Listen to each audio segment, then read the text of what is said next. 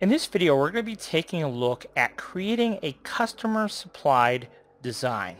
And we love making these demonstrations because this is the real deal.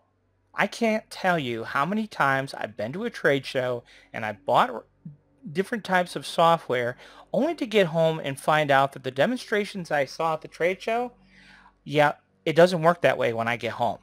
And why doesn't it work that way when I get home? Well, because those demonstrations that they do at the trade show, those demonstrations are geared to sell you a product.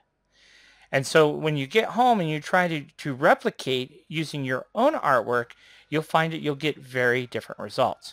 So we're going to take a look at a real, genuine project, and you're going to see just how much or how little work is involved in actually creating this design. So let's go ahead and drop this design into our workspace here. And where is it? Well, the first problem is, and this is real, this is what was sent to us. So first of all, it's absolutely microscopic, and that's a problem in and of itself, but this is the real stuff. You're not always going to get great, perfect artwork. So you have to work with this little tiny dot on the screen and make it into something. But I think this will make for a really good demonstration because yes, it's going to take us 15-20 minutes to make the design, but it gives you a better insight of how to utilize the tools here in CorelDRAW, how to utilize the tools here in EasyStone to actually create these types of designs. All right, so let's get to it. So we got to zoom way in here, and this is what it looks like when you're zoomed in 1,000%. So again, not great artwork to start with, but it's a simple design. Really, it's really not that complicated at all. So what we're going to do first of all is set this design. So we're going to go to the Specialty tab and hit Set Size. And we're going to click 2 points, and we're going to make, right now it's less than 1 inch wide, so we're going to make it 9 inches wide. So now the design is how big we want it. So that's stage 1. Let's go ahead and copy it over. Stage 2. Stage 2, well, why don't we stone the Eagle Ridge text first? So for stage 2, what we're going to do is we're going to select our bitmap, go to our crop tool, and get rid of gymnastics. We don't need that. We're just going to focus on Eagle Ridge. Okay. Then we're going to go to our font tab, and with our bitmap selected here, we are going to go to our convert to single line font, and we'll just sit back and wait. Now my stone size is already set to SS10 stones. Now this is the result that you get, and admittedly it's not pretty, but this is real. Okay, but there's enough there for us to make a few modifications, and we can tweak the result pretty easily. So let's go ahead first of all and remove all the stones from the paths. So we'll hit delete stone paths, and then we're going to come in here and we're going to use our check spacing tool. So there's our check spacing. That is going to take care of all the obvious overlaps. And so you can see what we have left. Yeah, it's not pretty, but believe it or not, it is workable. So let's go ahead and copy over our bitmap and just kind of position this bitmap something like so. So we've got something to work with. So now I'm going to go ahead and right click on gymnastics and lock this down. All right, so now this we can work from here. So I'm just going to hand tweak a couple of stones into position. You can see here we're going to move this stone out and move this stone in and put that one there and put this one here and here and here and here and here. All right, so you can see a little bit of modification there for the E. Now we are going to clean this up, and we're going to use our respace function for this. So I'm just going to select these stones here, and we're going to come over here to the editing tab and hit respace. And all that's going to do is make that spacing along those stones perfect. And then we're going to do the exact same thing going this direction. So let's go ahead and select all of these stones going around here, hit that respace function, and it's going to set the spacing between all those stones to be a little bit more exact. Okay, so that is the E. Now for our A here, again, we'd kind of do the same thing. Now, what I'm going to do, I'm going to go against the grain here a little bit because I want the very best result. So what I'm going to do is I'm going to make that stone an SS6 stone and do something like this because I think that makes for a better looking design. All right, and then we're going to delete our G because the G is the same as our A, except it has this tail coming along something like that. Okay, and then our L, well, our L is pretty good. We're going to put that up to the top, that down to the bottom. We're going to go ahead and select all of these, use that respace feature again. Okay, so that reset all those. Now those all have nice equal spacing. Now for our E, we're going to do kind of the same thing. We have our stones more or less in place here, but then we're going to come in here and we're going to resize that to an SS6, resize this to an SS6, and I guess we'll resize that to an SS6 right here and pull this down and around. And we'll just pull these down a little bit so that makes our E look a little bit better. So you can see it just took a little bit of work, but honestly it wasn't really that bad at all, was it? So let's go ahead and take a look at our eye here. We'll go ahead and set up our eye because it's a nice easy fix. There's our eye. And our G and our E, we've already got that done, so we can delete that. And what I would do is I would delete my A as well. And why, or my D rather. And why delete the D? Because as I see it, the D is basically an A with some additional stones. Okay, and again, if we want to get particular, go ahead and use that respace feature to even that spacing out for our D.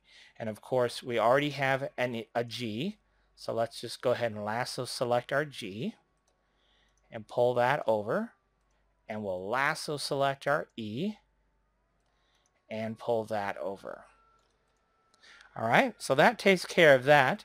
Now on our D here, I'm actually going to just change it up a tiny bit and put a bigger stone there, because I just think that little tweak just makes that look a little bit more like the original graphic. So the only real thing that we have to modify significantly is our R.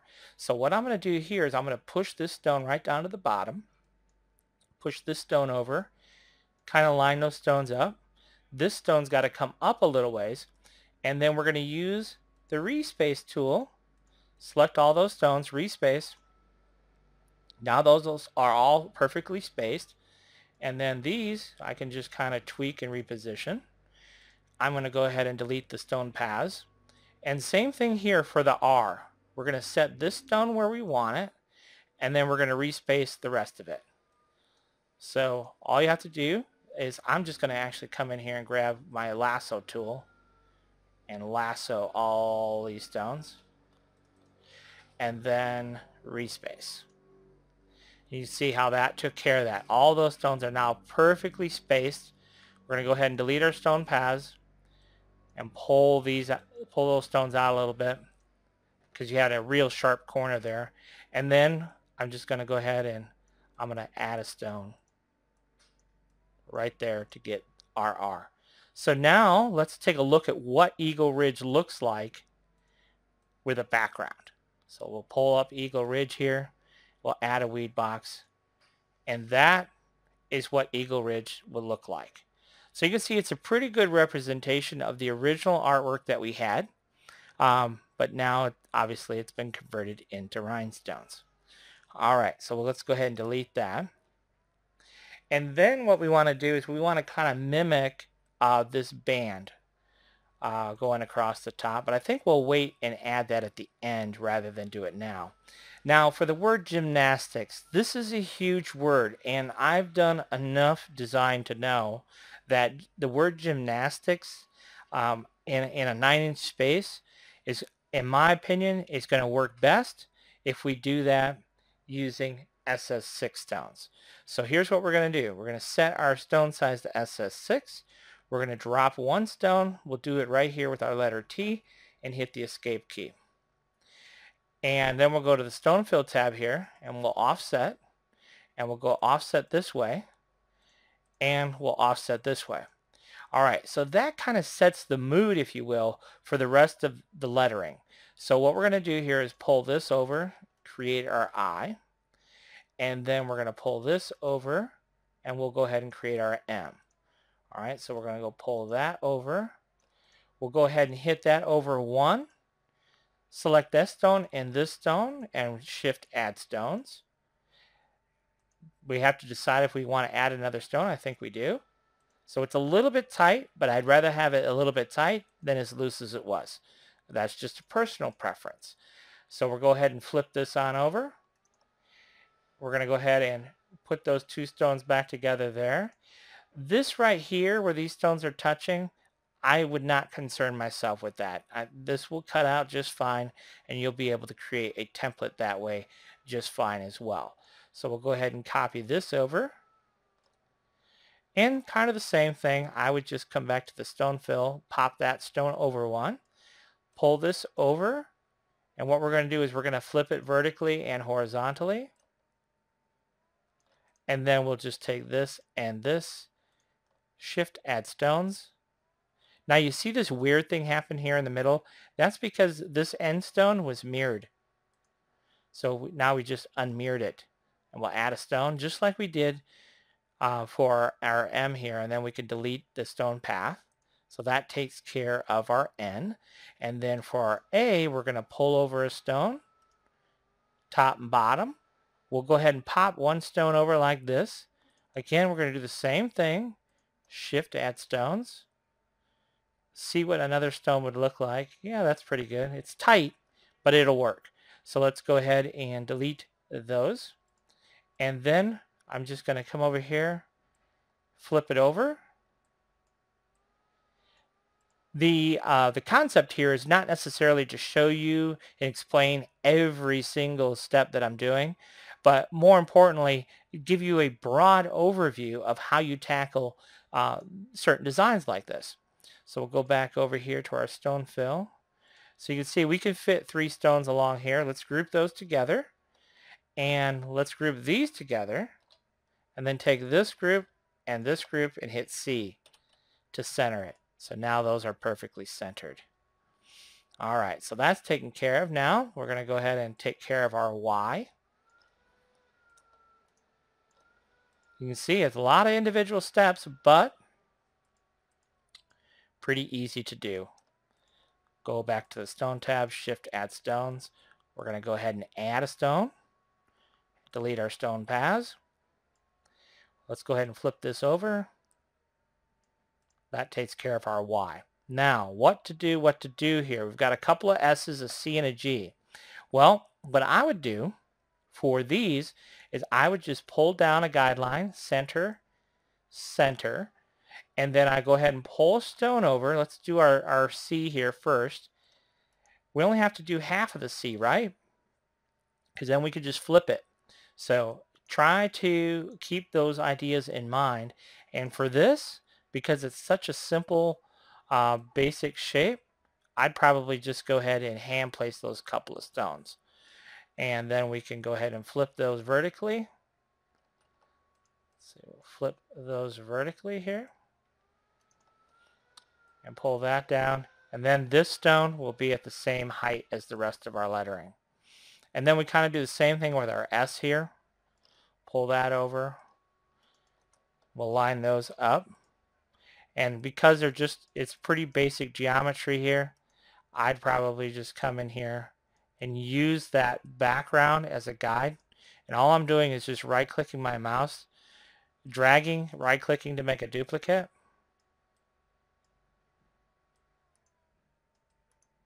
Just because I think that's just the quickest way to take care of that. So there's my S.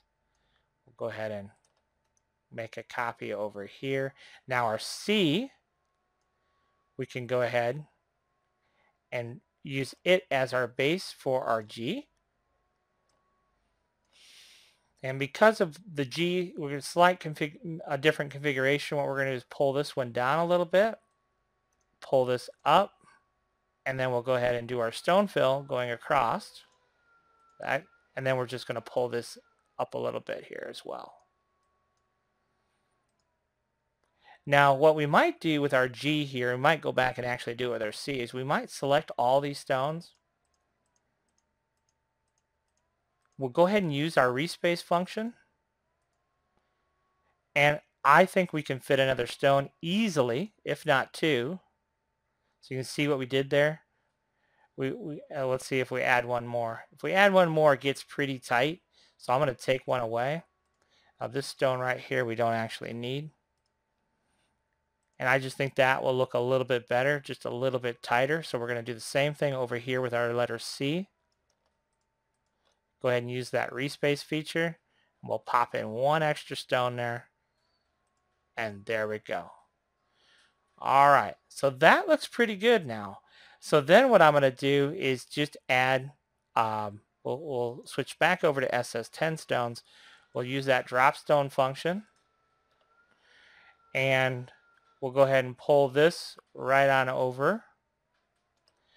And we'll select both of those stones and hit Shift, Add Stones. That'll drag a string of stones across there. And so then we'll take these stones and we'll just copy them up where we want them. And then what I would do here is push this stone where we want it.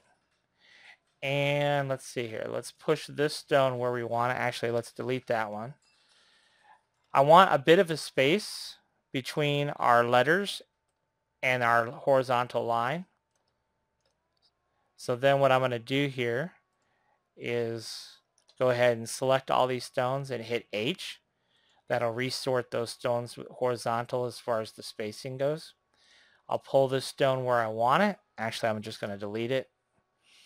And then we'll come in here. We'll select this stone and use the S. That will select all stones in between. Then use the H. That will sort all your stones horizontally for even spacing. We'll go ahead and delete. Push this stone where we want it, giving a little bit of a gap there. And then we'll select this stone and hit Selection and H. All right, so now we can pull this all away and take a look. We're going to come in here. We're going to do our check spacing. That's going to take care of any overlapping shapes. There's 6 of them. Let's go ahead and add a weed box. And there is our design. You can see that word gymnastics is actually nice and legible. Eagle Ridge looks good as well. And then, so to finish this off, obviously, we're going to have to create a mock-up for our customer. So if we right-click on S to simulate those stones, now the stones are simulated. If we want to add a little bit of bling factor, you can add these little sparkles if you want to, just for fun. There's our little sparkles. We're going to select our whole design and right-click on Mockup. And what that will do is it'll add a watermark to the weed box. And of course, we have our overall design width there as well. And there is our finished design. Of course, we would just come in here and we would use our export function to export out a graphic, which in this case, we'll go ahead and save our CDR. We'll do it 1200 pixels wide as a JPEG. You can export as a PNG, a JPEG, or PDF, or all the above if you really want to. But there is our proof that we can actually send to our customer ready to go for us. So you can see it looks really good. And then, of course, our final thing to do would be to export out our vector file. So we right-click on E. It shows us the stones that we used in the design, and we could select both of those and we could export out whatever file formats we want, depending on how you're working with it. And of course, the other thing too that's equally helpful is to know exactly how many stones we used in the design. So we would go ahead and click on our stone use report, and that will tell us how many stones are used, and we can actually calculate our stone price. And you can see we're going to use 94 cents worth of stones to create the design, and this breaks it down, gives us our design size and how many SS6 and how many SS10 stones we used as well. And how great is that? It really simplifies the whole process. We definitely can select this, and we could even we could even go in and create a mock-up if we wanted to. So I'm going to just click on our mock-up tool here, and let's see here. What tool do we? I guess we'll go with our regular T-shirt mock-up function. We'll hit Create Proof Sheet here. And yes, we're going to bypass any of the missing information, and we could go ahead and create our mock-up that way. So I hope that it gives you some really good information on how to create these layouts using EasyStone. And if you have more questions about creating your different designs, please feel free to give us a call. Thanks for watching.